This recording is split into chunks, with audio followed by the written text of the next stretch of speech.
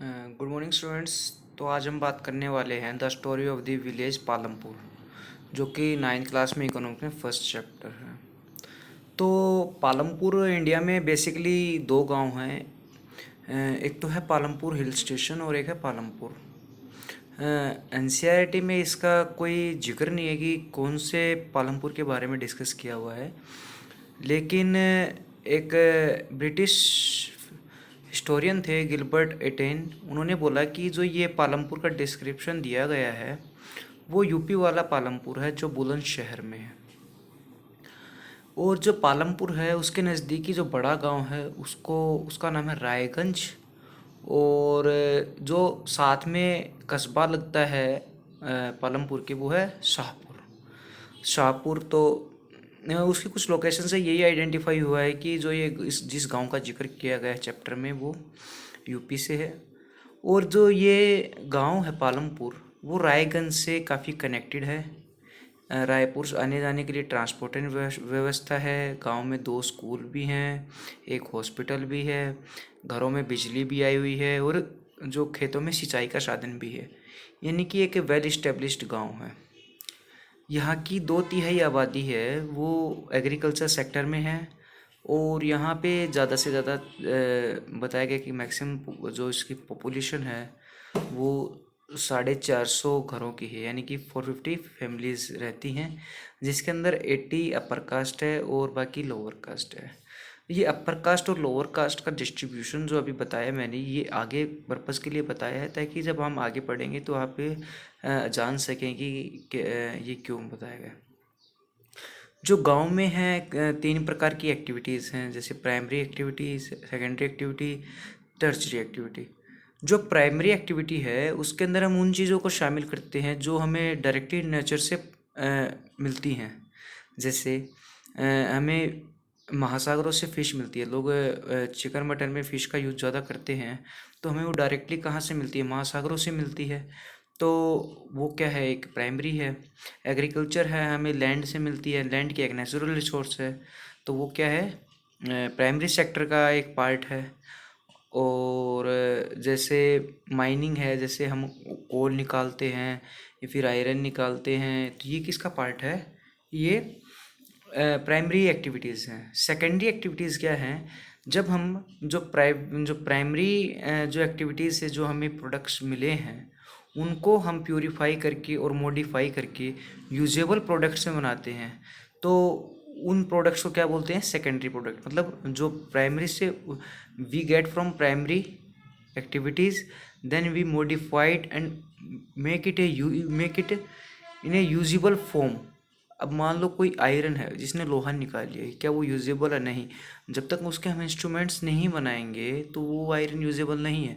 अब कोयला है, अगर कोयले को यूज़ ही नहीं करेंगे तो मतलब कोई यूजेबिलिटी हुई कोयले की? नहीं हुई। अभी जैसे तांबा निकलता है, ये जैसे, और सोना निकलता है, अगर सोने के हम आभूषण वगैरह नहीं बनाएंगे तो उसकी का कोई प्रोडक्ट बनेगा? नहीं बनेगा। तो सेकेंडरी एक्टिविटीज़ में कौन सा आता है? जो हम प्राइमरी एक्टिविटीज से गेट करते हैं और जिसको मॉडिफाई करते हैं और कन्वर्ट करते हैं यूजेबल प्रोडक्ट में। और जो दोस्तों जो इसके लिए जो कन्वर्जन के लिए हमें हमें फैक्ट्रीज लगानी पड़ती है, जिसमें फैक्ट्रीज में 2 टाइप्स के वर्कर होते हैं, एक तो ब्लू कॉलर वर्कर और एक वाइट कॉलर वर्कर। जो लेबर लाइन पे लगे होते हैं उन्हें क्या बोलते हैं? Blue collar. और जो ऑफिसर लाइन होती है, जैसे अकाउंटेंट है, इंजीनियर है, या फिर मैनेजर है, सेल्स प्रोडक्शन मैनेजर है, एमबीए जैसे लगते हैं, ये सेल मैनेजर है, परचेज मैनेजर है। तो ये कौन होते हैं? ये वाइट कॉलर होते हैं। टर्चरी में आजकल एक ये नया उभरता हुआ सेक्टर है, टर्चरी सेक्टर, जिसके अंदर जो शॉपकीपर्स है, रिटेलर्स हैं, जो दुकानदार लोग हैं, जो डॉक्टर्स हैं, टीचर्स हैं, ये सभी किस में आते हैं? टर्चरी में आते हैं। और इसमें एक सबसे उभरता हुआ सेक्टर कौन सा है? ट्रांसपोर्टेशन का। यानी कि एक जगह से दूसरी जगह सामान ले जाने वाला जो सेक्टर है वो सबसे उभरता हुआ सेक्टर है, जो कि टर्चरी सेक्टर माना गया है। इसके बाद हम देखते हैं कि जब पालमपुर था उसके अंदर कुछ स्मॉल स्केल इंडस्ट्रीज लगी हुई थी। तो एक उसका दृश्य दिखाया गया है कि जो भी रिसोर्सेज हैं उनको कंबाइन किया जाता है और कंबाइन करके उनसे गुड्स एंड सर्विसेज प्रोड्यूस की जाती है। अब गुड्स तो क्या हुआ फ्रेंड्स, गुड्स तो जैसे कोई हम सामान बनाते हैं तो वो किस में हुआ, गुड्स में। सामान बनाने के लिए हमें एम्प्लॉय हायर करने पड़ते हैं तो वो किस में हुआ, सर्विसेज में। तो इसीलिए बोला गया है कि जो प्रोडक्शन की जो थीम है उसके अंदर हम क्या क्या मैन्युफैक्चर करते हैं, गुड्स एंड सर्विस, यानी कि सामान और रोजगार। दूसरा, जो कोई भी हमें प्रोडक्शन करने के लिए कोई इंडस्ट्री लगानी पड़ेगी तो इंडस्ट्री के लिए हमें क्या क्या फैक्टर्स की ज़रूरत होगी, जैसे लैंड, यानी कि सबसे पहले फैक्ट्री लगाने के लिए हमें लैंड ही चाहिए। दूसरा, हमें रॉ मटेरियल चाहिए। रॉ मटेरियल कहाँ से आएगा, नेचुरल रिसोर्सेज से आएगा। तो यानी कि हम इनडायरेक्टली किसके ऊपर डिपेंड करते हैं, नेचुरल रिसोर्सेज के ऊपर। तीसरा, हमें लेबर चाहिएगी। अब लेबर भी दो तरीके से हो सकती है, वाइट कॉलर और ब्लू कॉलर, यानी कि कुछ ऐसे होंगे जो प्रोडक्शन लाइन पे काम करेंगे, कुछ ऐसे होंगे जो ऑफिस में काम करेंगे, जैसे मैनेजर वगैरह, जो मैं पहले ही बता चुका हूँ। इसके बाद दोस्तों दो तरीके से कैपिटल चाहिए। कैपिटल कौन कौन सी चाहिए, एक तो ह्यूमन कैपिटल और एक फिजिकल कैपिटल। फिजिकल कैपिटल में की क्या क्या है, जैसे हमें मशीन लानी है। हालांकि इसमें भी दो टाइप होते हैं फिजिकल में, एक तो स्टैटिक होता है और एक डायनेमिक होता है। स्टैटिक में कौन सा होता है, जैसे हमने लैंड खरीदी है, ठीक है, और जैसे हमने मशीन्स खरीदी है। अब एक बार मशीन खरीदने के बाद फैक्ट्री दोबारा मशीन थोड़ा खरीदती है, हाँ वो अलग बात है, थोड़ा मेंटेनेंस चाहिए हर मशीन को, तो उसके लिए मशीनें खरीदनी पड़ती हैं, जो कि क्या है, हमारी स्टैटिक कैपिटल है, फिक्स्ड कैपिटल है। यानी कि एक बार मशीन खरीद ली इसके बाद उसके ऊपर कोई खर्चा नहीं होता। तीसरा, हमें रॉ मटेरियल, अगर कंपनी में काम प्रोडक्शन करना है तो हमें रॉ मटेरियल की काफ़ी ज़रूरत होती है, तो हमें क्या खरीदना पड़ता है, रॉ मटेरियल खरीदना पड़ता है। अभी जो डायनेमिक कैपिटल है, जैसे कि कैश फ्लो क्या है कि डायनेमिक। अभी जैसे मान लो कोई कंपनी है, उसमें डेली वाटर टैंक आता है, पानी पिलाने के लिए वाटर टैंक आता है, या फिर ये लगा लो कोई स्टेशनरी का खर्चा है, या फिर कोई लगा लो कि कुछ ऐसा सामान आता है जो डेली बेसिस पर आता है, तो उनका भुगतान उसी दिन करना होता है, यानी कि उनका भुगतान उसी दिन करना होता है। तो उसके लिए क्या चाहिए, हमें कैश। अब कैश के लिए क्या चाहिए, कैश क्या है, क्या लिक्विडिटी, इसे क्या बोलते हैं, लिक्विडिटी, यानी कि जब पैसा तरल अवस्था में हो, मतलब कैश में पैसा हो, यानी कि हर चीज़ के लिए हम बैंक और चेक्स के ऊपर, अभी आप एक मान लो आप चाय की दुकान पे जाते हो और आप एक चाय पीते हो, वहाँ पे आपको उन्हें 10 रुपये देने पड़ते हैं, तो आपको इसके लिए कोई चेक थोड़ा देते हो, उसके लिए हमें कैश ही देना पड़ता है। तो एक कंपनीज़ हैं, जैसे मान लो 50 वर्कर हैं, तो 50 चाय तो डेली की हुई, तो वो चाय वाला ही थोड़ा कि महीने के महीने, हाँ मे भी हो सकता है कि महीने महीने करवा ले वो, क्योंकि आज के टाइम वो भी चाय वाले भी काफ़ी प्रोफेशनल हो रहे हैं। बट काफ़ी ऐसे होते हैं कि जैसे हमारे स्कूल से लगा लो कि कैमरा ठीक करने के लिए लोग आते हैं, इलेक्ट्रिसिटी ठीक करने के लिए लोग आते हैं। अब फॉल्ट आएगा तभी तो इलेक्ट्रिशियन को बुलाया जाएगा, तो जैसे ही वो आएगा अपना काम करेगा, अपना पैसा लेगा, चला जाएगा। तो उसके लिए हमें कैसे अमाउंट में चाहिए, कैश में अमाउंट, नहीं काम चलता रहे, रुकना नहीं चाहिए। अच्छा, ह्यूमन कैपिटल कैसे चाहिए, ह्यूमन कैपिटल जैसे हमें जो समझदार और नॉलेजेबल बंदे चाहिए, एम्प्लॉय चाहिए, मार्केट भी चाहिए कि जहाँ पर हमारा सामान बिक सके। उसके बाद क्या है कि जो हमें ऐसे बंदे हायर करने पड़ेंगे जो हमारे पास रिसोर्सेज हैं, जैसे वो लैंड मास है, जो भी पैसा है उनका अच्छे से यूटिलाइज कर सके। अब मान लो एक प्रोडक्शन है, उसमें अगर काफ़ी टाइम लग रहा है, काफ़ी जगह स्पेस घेर रहा है, और एक दूसरा बंदा है वही काम थोड़े से स्पेस में कर दे रहा है, तो स्पेस यूटिलाइजेशन भी होगा। तो इस तरीके से हमें रिसोर्स का मैक्सिमम यूटिलाइजेशन करना है। अच्छा, अभी पालमपुर में क्या है कि एग्रीकल्चर में टू थर्ड जो पॉपुलेशन है वो डिपेंड करती है, तो उनके अंदर क्या है कि मतलब ज़्यादातर रोज़गार कहाँ से आता है, उनको खेती से आता है। अभी उनके पास एक क्या है, फिक्स लैंड है। क्या है, फिक्स लैंड, यानी कि एक गांव है, गांव में एक फिक्स लैंड है। अभी जैसे हमारे गांव हैं आज के टाइम पे, उनका एक दायरा निश्चित है कि हाँ कि इतने दायरे में ही एग्रीकल्चर हो सकती है। लगातार धीरे धीरे जो लैंड है एग्रीकल्चर के लिए वो घटती जा रही है, क्योंकि वहाँ पे इंडस्ट्रीज इस्टेब्लिश हो रही हैं। तो एक फिक्स चंक ऑफ लैंड ही है जिसके ऊपर खेती संभव हो पा रही है, तो इसका मतलब कोई एक्सपेंशन नहीं है। दूसरा, जो उस लैंड के ऊपर दो तरीके से लोग काम कर रहे हैं। एक तो फार्मर्स हैं, यानी कि किसान जो अपने घर की खेती है और अपना ही कमाते हैं। दूसरा क्या है कि कुछ ऐसे बड़े फार्मर्स हैं जिनको मज़दूर हायर करने पड़ते हैं। जैसे आजकल आपने देख रहा होगा गेहूं की कटाई के लिए और कढ़ाई के लिए मज़दूर हायर करते हैं। तो मतलब वो क्या होते हैं, वो वेजेस पर होते हैं। इसकी बात आगे करेंगे। दूसरा जो गांव में मेजरमेंट होता है लैंड का, वो किस किस में होता है, एकड़ में होता है, हेक्टेयर में होता है, बीघा में होता है, गुंठा में होता है, मरला में होता है, बिस्वा में होता है।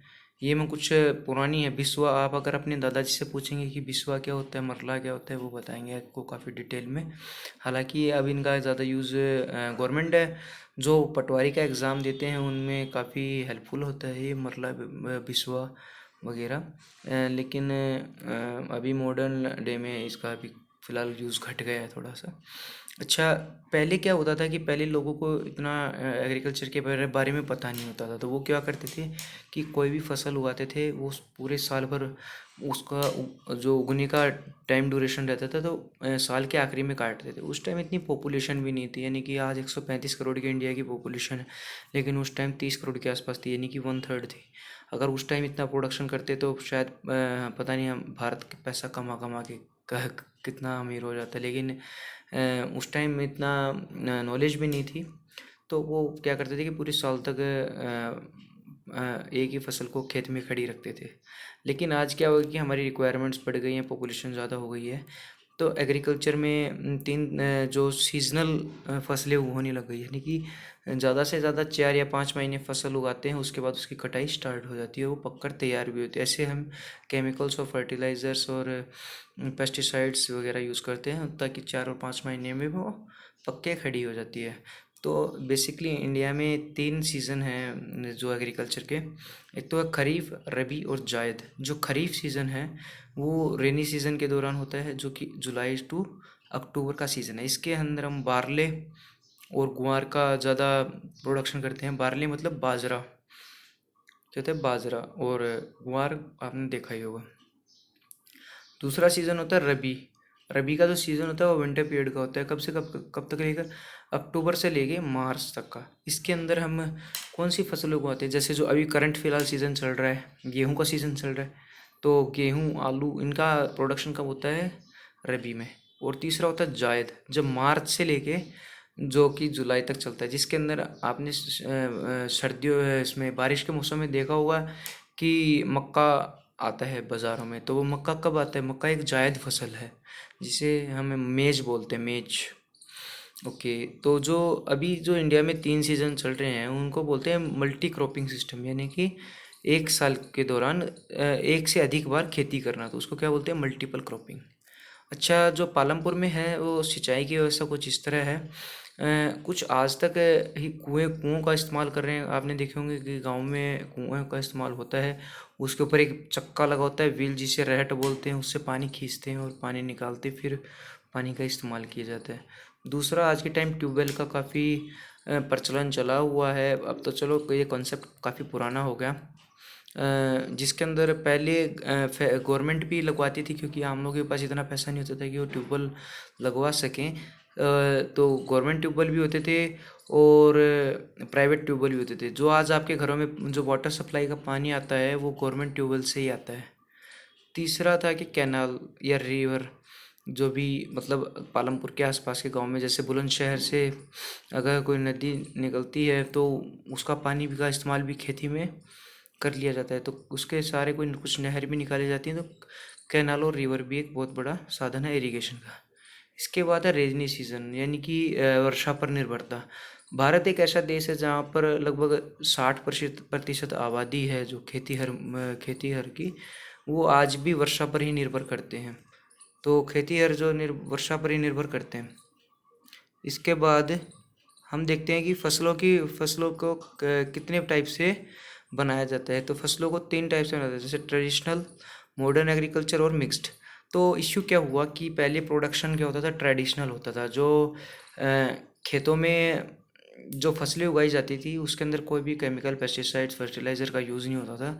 बेसिकली जो गाय का गोबर है, गाय या भैंस का गोबर है, या फिर जैसे सड़े हुए फल हैं, सब्जियां हैं, या कोई भी ऑर्गेनिक वेस्ट है उनको खाद की तरह इस्तेमाल किया जाता था, और जो बीज होते थे जैसे जो गेहूँ निकलता है उसी को बो दिया जाता था ताकि और गेहूँ हम बना सकें। लेकिन जैसे जैसे आबादी बढ़ती गई तो फूड शॉर्टेज होने लगा। जो कि मैंने पुराना जो मेरा वीडियो है इंडो पाक वॉर का 1965 का, उसके अंदर मैंने बताया है कि 1960s में कैसे भोजन की किल्लत हो गई, क्योंकि एक तो चाइना के साथ वॉर हो गया था जिसके अंदर जो हमारा जो एक्सेसिव सामान कहाँ पे जा रहा था, बॉर्डर्स पर जा रहा था, तो इंपोर्ट करना पड़ रहा था अमेरिका से गेहूँ। तो काफ़ी मतलब कमज़ोर स्थिति थी भारत की, और हमारा प्रोडक्शन भी घट गया था, क्योंकि जैसे जैसे नौजवान घटते जा रहे थे, युद्ध में तो होता ही है जान माल की हानि, तो जान की भी हानि हो रही थी बॉर्डर्स पर, और वहाँ पे इंडिया के जो अंदर माल की भी हानि हो रही थी। तो काफ़ी दयनीय इकोनॉमिक स्थिति बन गई थी। तो तभी सरकार ने एक कमेटी बैठाई थी MS स्वामीनाथन के माध्यम से, जो उस समय के IAS ऑफिसर थे MS स्वामीनाथन। तो उनकी अध्यक्षता में एक कमेटी बैठाई दी गई थी। तो उन्होंने कुछ से सुझाव दिए थे जिसके अंदर HYV यानी कि high yield variety of seed का इस्तेमाल किया जाए, फर्टिलाइज़र्स का इस्तेमाल किया जाए, यूरिया DAP का, पेस्टिसाइड्स का इस्तेमाल किया जाए। इससे क्या होता था कि जो प्रोडक्शन है वो काफ़ी बढ़ जाता था, और फसल को पकने में भी काफ़ी कम समय लगता था। और इससे क्या होता था कि अगर प्रोडक्शन बढ़ेगा, अब जो किसान की आमदनी है तो वो भी तो बढ़ेगी। अब पहले 1 एकड़ ज़मीन में 10 क्विंटल गेहूँ निकलता था, और अभी उसी खेत में 14 क्विंटल 15 क्विंटल गेहूँ निकल रहा है। तो कीमत तो गेहूँ की उतनी ही है, लेकिन प्रोडक्शन बढ़ेगा तो किसान की आय भी बढ़ रही थी। और इससे क्या होता है कि आत्मनिर्भरता आई। जो आज इंडिया में आप अनाज का सरप्लस देख रहे हो, MS स्वामीनाथन की रिपोर्ट के कारण ही है। और इसको क्या नाम दिया गया? Green revolution. तो जो एकदम से प्रोडक्शन बढ़ा, इसको क्या नाम दिया गया? Green revolution. आपको बताने चाहता हूँ कि जो 1962 का जो एरा था उसके अंदर इंडिया के पास गेहूँ उपजाने की कैपेसिटी थी 60,000 मेट्रिक टन, यानी कि इंडिया की टोटल उपज कितनी थी? 60,000 मेट्रिक टन। लेकिन जब ग्रीन रेवोल्यूशन आया तो इंडिया की प्रोडक्शन कितना हो गया? 1,15,000 मेट्रिक टन, यानी कि 2 साल बाद ही इंडिया ने इतनी बड़ी अचीवमेंट, यानी कि जितना प्रोडक्शन था उससे अपना प्रोडक्शन क्या कर लिया? डबल से भी डबल के आसपास कर लिया था। तो इसी को क्या नाम दिया गया? Green revolution. और इसका जो सबसे ज़्यादा प्रभाव था कहाँ था? पंजाब, हरियाणा और जो उत्तरी उत्तर प्रदेश है उसमें, गुजरात के आसपास के क्षेत्र में इसका सबसे ज़्यादा प्रदर्शन देखा गया। हालांकि साउथ में इसका कोई ज़्यादा प्रभाव नहीं रहा। तो मॉडर्न एग्रीकल्चर का लाने का कंसेप्ट भी यही था। इसके अंदर जब पैदावार इतनी बड़ी मात्रा में होने लगी तो लोग कॉन्ट्रैक्ट फार्मिंग करने लगे, यानी कि 5-10 किसान मिलकर इकट्ठी एक फसल उगाते और उसी को ऊपर काम करते। तो उसके लिए भी क्या क्या होने लगी कि मॉडर्न मशीनरीज आने लगी। जैसे आप अपने खेतों के आसपास देखते हो कि ट्रैक्टर, थ्रेसर और हार्वेस्टर देखते हैं। जो ट्रैक्टर होता है वो प्लोइंग यानी कि भान करने के लिए काम आता है। हार्वेस्टर होता है वो कटाई करने के लिए काम आता है, जो हार्वेस्टिंग बोलते हैं। थ्रेसर जो हार्वेस्टर से इकट्ठा किया हुआ होता है उसको हम थ्रेसर के थ्रू अनाज में कन्वर्ट कर देते हैं। जिससे जैसे अभी खेतों में गेहूं और तूड़ी निकल रही है वो किसकी वजह से निकल रही है? थ्रेसर की वजह से निकल रही है। तो अभी क्या हुआ, इसके कुछ बुरे परिणाम होने लगे। लगातार पेस्टिसाइड्स का और केमिकल्स का, फर्टिलाइजर्स का यूज़ करने से जो वाटर लेवल है वो घटने लगा। वाटर लेवल क्यों घटने लगा? क्योंकि ये पानी को सुखा देते हैं। दूसरी बात, जो इरिगेशन का सिस्टम है वो ट्यूबवेल से हो गया, तो उसने भी काफ़ी हद तक पानी को नीचे खींच दिया। तीसरी बात, जो ये हम केमिकल्स यूज़ कर रहे हैं खेती के अंदर, उससे क्या हुआ कि जो भी केमिकल्स हम डालते जैसे फर्टिलाइज़र, यूरिया, DAP, वो पानी में घुलने लगे और पानी क्या होने लगा? जहरीला होने लगा।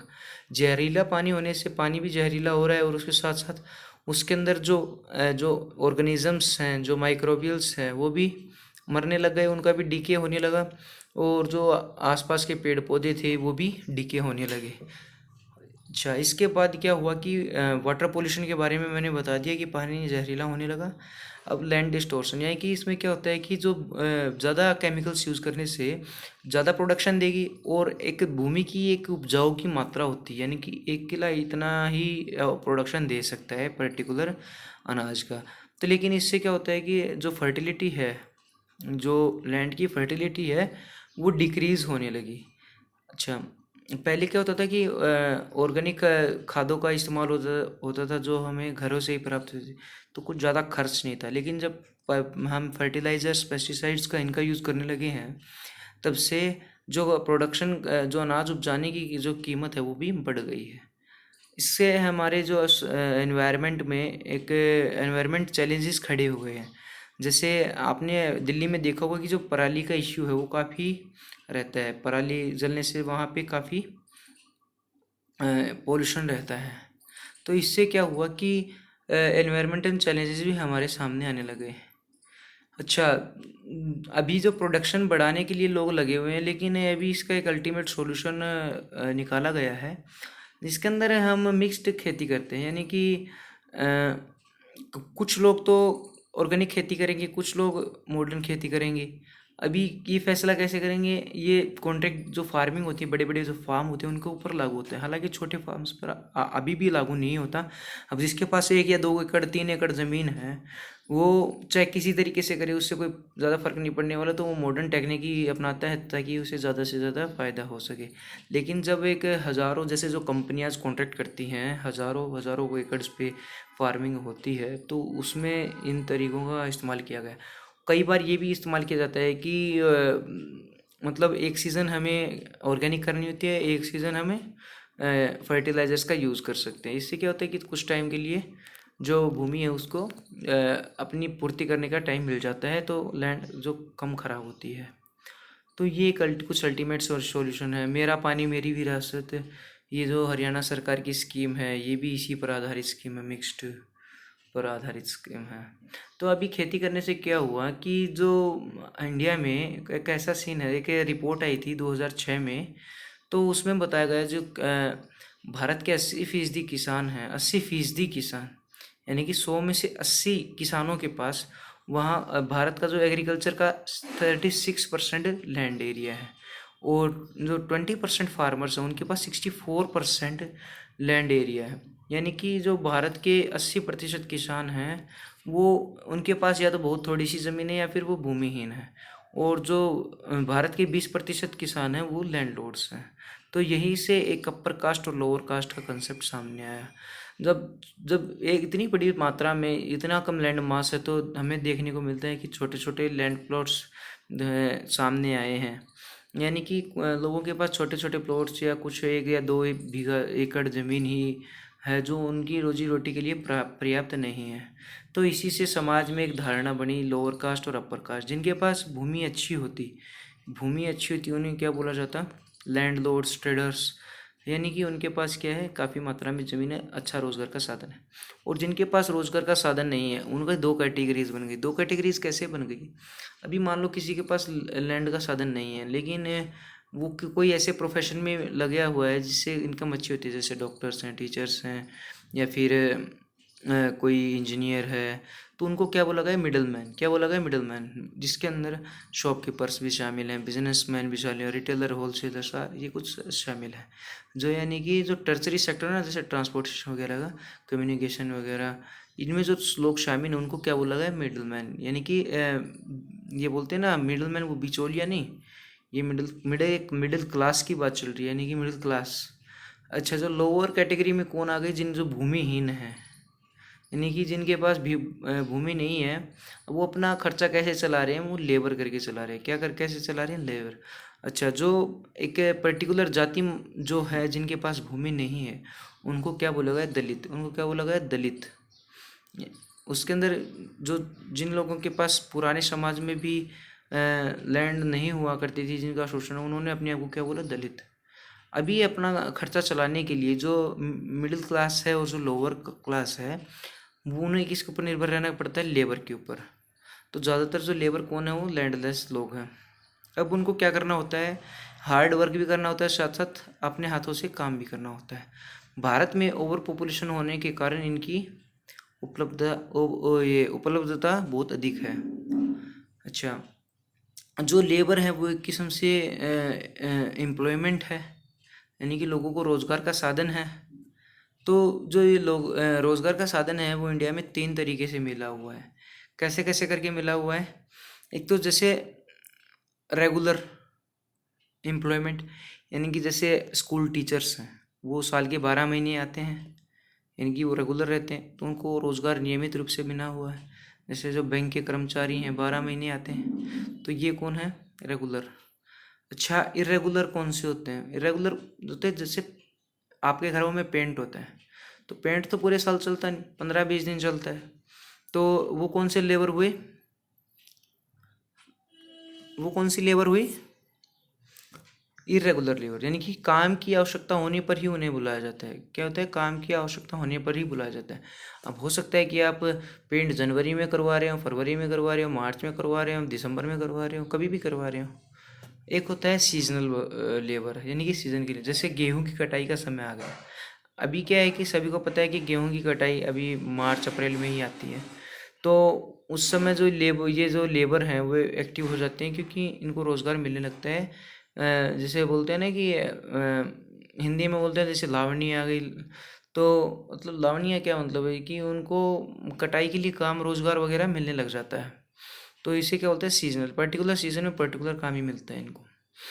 और जो इनका वेजेस होता है वो कैसे होता है? वेजेस होता है कि एक तो सैलरी बेस्ड होता है, जैसे टीचर्स हैं, सोल्जर्स हैं, इनको क्या मिलता है? सैलरी मिलती है। और एक होता है कुछ मतलब कि मील बेसिस पर अभी जैसे जो लोग गांव से जुड़े हैं उन्हें पता है कि जैसे 1 किलो गेहूं काटने पर 2 बोरी 3 बोरी अनाज की हम लेबर को दे देते हैं। तो वो किसके ऊपर होता है? वो मील बेस के ऊपर होता है। तीसरा कोई अदर थिंग हो सकती है, जैसे कि कुछ लेबर को हम अनाज भी नहीं दे रहे, बेसिस भी नहीं, मतलब पैसे भी नहीं दे रहे, कुछ और चीज़ दे रहे हैं। जैसे होता नहीं क्या कि कपड़े की दुकान से कपड़ा ले लिया और उसके घर मजदूरी कर दी 2-3 दिन, जितना भी उसका बनता है वो मजदूरी से ही कट गया। आपने देखा होगा काफ़ी बच्चे जो जैसे भीख वगैरह मांगते हैं, तो वो भी ऐसा कुछ काम करते हैं कई बार, तो उनको क्या बोलते हैं? अदर्स कैटेगरी में आ जाते हैं वो। तो ये प्रॉब्लम क्यों है इंडिया में? इतनी अबंडेंट, इतनी ओवर पॉपुलेशन होने के कारण लेबर्स के अंदर कुछ समस्या आई गई है। एक तो रोज़गार के साधन कम हो गए, क्योंकि मतलब जहाँ पे एक आदमी की ज़रूरत है वहाँ पे 2-2 3-3 आदमी लगे पड़े हैं। इससे उनकी सैलरी भी कम हो रही है और साथ साथ जो रोज़गार का साधन है वो भी कम हो रहा है। इसके लिए उन्हें एक स्थान से दूसरे स्थान जाना पड़ता है। अब अगर मान लो नहीं जाते हैं तो एक स्थान से दूसरे स्थान माइग्रेट नहीं करते हैं, तो उनको कम वेजेस पर काम करना पड़ता है। अगर मान लो वो कर देते हैं माइग्रेशन, तो उन्हें हो सकता है कि कुछ अच्छा रोज़गार मिल जाए। कारण क्या है इसका? ओवर पॉपुलेशन और कंपटीशन। कंपटीशन ये रहता है कि अब मान लो एक मज़दूर है, अगर वो 2 दिन काम करता है तो उसकी दिहाड़ी हो गई 1000 रुपये। लेकिन अगर वो महीना काम करता है तो उसकी दिहाड़ी हो गई 10,000 रुपये। तो महीने वाले जो मजदूर है उसको क्या मिला है? एक रेगुलर काम मिला हुआ है, यानी कि महीने में पूरे महीने काम चल मिलेगा उसको और उसका खर्चा चलता रहेगा। लेकिन जो 2,000 रुपये ले रहा है 2 दिन के, उसको डेली काम नहीं मिलता, उसको क्या मान इरेगुलर काम रहता है, यानी काम होने पर ही उसको पैसा मिलता है। अगर मान लो अगले महीने काम नहीं मिला तो वो तो भूखा मर जाएगा, लेकिन जिसकी फिक्स्ड सैलरी है उसको उसकी सैलरी मिलती रहेगी। अच्छा, इसके बाद क्या है कि जो छोटे मज़दूर हैं, छोटे किसान हैं, अब इतना उनकी इतनी सेविंग्स तो होती नहीं कि मतलब वो कुछ अपना डेवलप कर सके, अपने बिजनेस में, अपनी खेती में डेवलप कर सके। तो उसके लिए उनको किस पर निर्भर रहना पड़ता है?